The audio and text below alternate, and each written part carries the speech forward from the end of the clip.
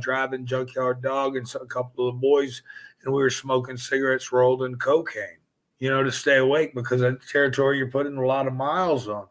I mean, yeah, it was wrong. Now that I look back on it now, it was wrong. And I was doing all the driving. I was 15, 16 years old. I used to work at gas stations and everything else before I started wrestling. When I was 15 years old, I ran the ring crews for Watts. And then also worked at a mobile station up in Shreveport, Louisiana, and an Exxon station in Baton Rouge, Louisiana. Took care of all the boys' cars and stuff.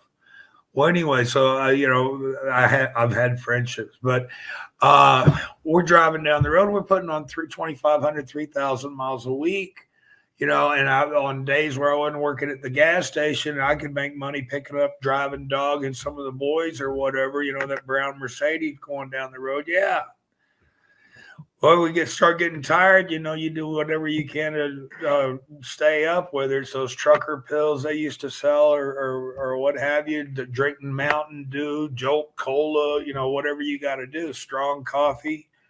And one of the things was the Dog would pull the filter out of a Benson and Hedges, lick it up real good, then roll it in cocaine, and then you smoke that. And it, bumps you up real fast because I know this from I've gone to 10, 11 different rehabs. The only one that helps is a long-term to where you get knowledge to fight your addiction with. Well, I learned that if you drink something, it takes about 20 something minutes. You ingest, it takes like 22 minutes to get into your system.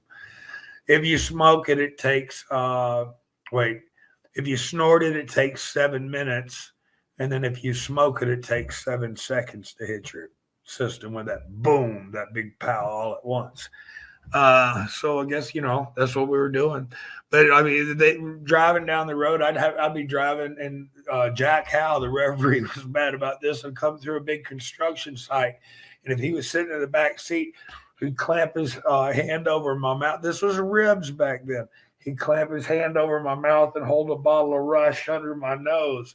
And then that stuff would blow your top off, and you're sitting there and trying to make it through all. And that was jokes back then.